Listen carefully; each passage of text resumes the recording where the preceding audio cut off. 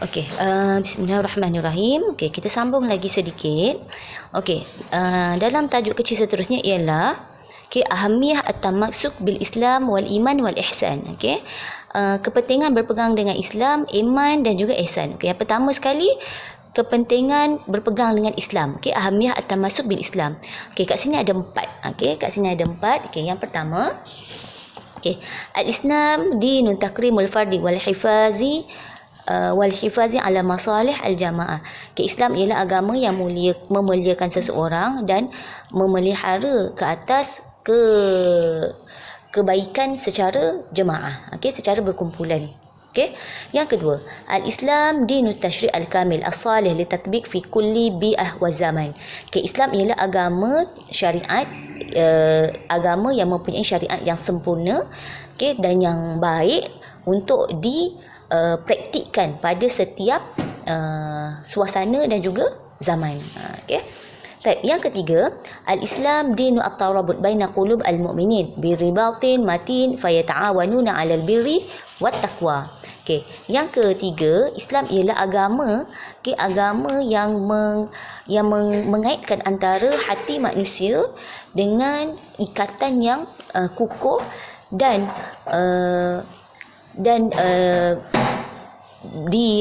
dan bersama-samanya juga, dibantunya juga dengan kebaikan dan juga takwa.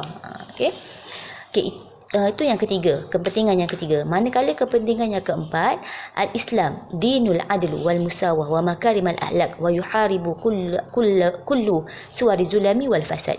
Islam ialah agama yang adil, sama rata dan dan juga menekankan akhlak mulia, dan memerangi setiap kezaliman dan juga kerosakan. Itu kepentingan berpegang dengan Islam. Seterusnya, ahamiyah at-tamassuk bil iman.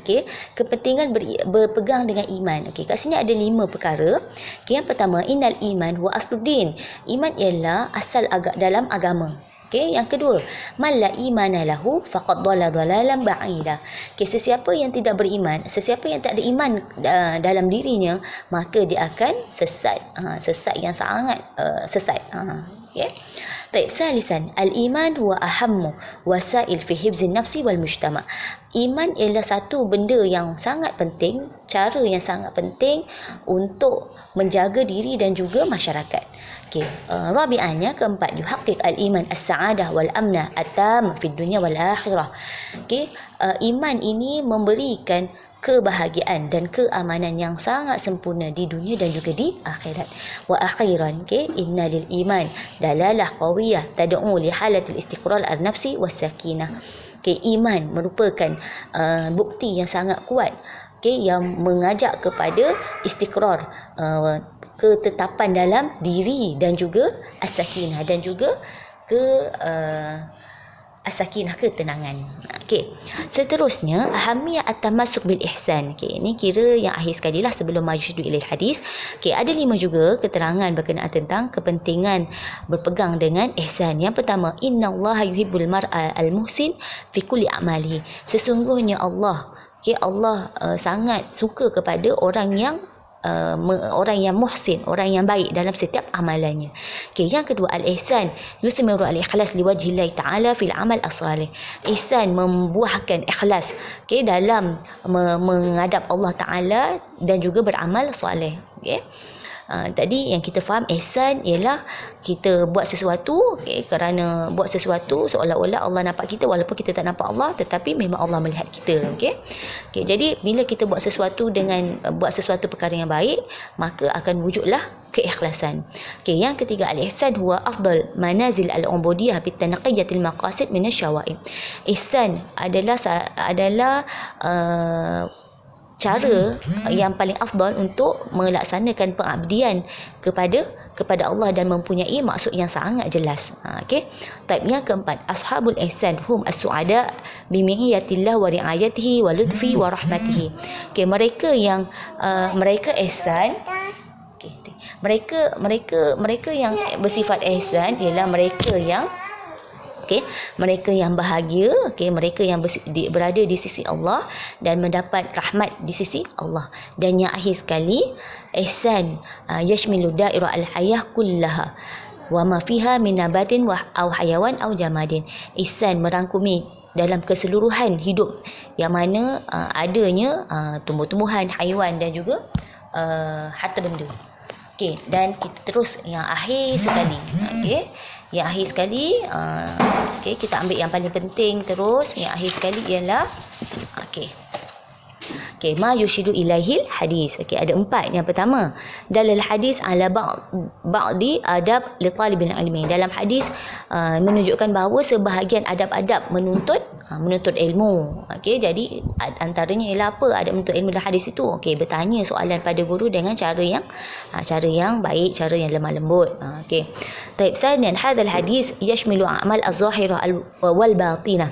Okey, dalam hadis merangkumi amalan yang zahir, okey, yang jelas, wal batinah, dan amalan yang tak nampak, yang tak nampak lah. Okey, contohnya berkenaan tentang kalau Islam ialah perkara yang kita laksanakan, yang kita nampak. Okey, contoh solat, puasa, zakat. Kalau batinah ni contoh al-iman. Okey, beriman dengan Allah, beriman dengan Rasul. Kita tak nampak. Okey, beriman tu percaya dalam hati. Okey. Baik, salisan arsyidul hadis ila ba'd adab al-alim ma'a talamizi. Okey, sama juga macam nombor 1 tu. Okey, tapi yang ini dia menyebut bahawa dalam hadis ini menunjukkan sebahagian adab al-alim ma'a talamizi, orang yang lebih alim, okey, orang yang lebih tahu bersama dengan para muridnya.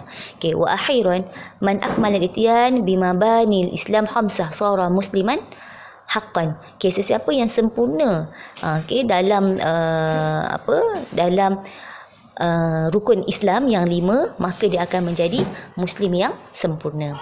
Okey, dan akhir sekali at-tadribat. Okey, at-tadribat. Okey, untuk akhir sekali Ustazah nak antum buat latihan lah. Okey, nak menunjukkan antum faham ataupun tidak apa yang Ustazah dah sampaikan. Okey, ada kat sini ada 5. Okey, ada 5 soalan. Yang pertama, makna kalimat, ada 3 makna kalimat. Okey, hafal kemudian tuliskan makna. Okey, yang kedua syarah hadis ni tak apalah, tak payah. Okey, jadi tolak satu soalan. Okey, yang ni tak perlu. Okey, jadi tinggal 4 soalan sahaja. Okey, jadi soalan 1, 3, 4 dan juga 5. Okey, kalau soalan yang keempat ni salah min ahmiyah atau masuk bil ihsan. Okey, dari segi ihsan saja. Okey, jadi hafal dulu. Okey, hafal dulu kemudian tuliskan jawapan. Okey, macam biasa, tulislah jawapan di dalam kertas ataupun dalam buku, kemudian antum boleh lampirkan jawapan dalam ruangan komen dalam Google Classroom. Okey, wallahu a'lam. Syukran.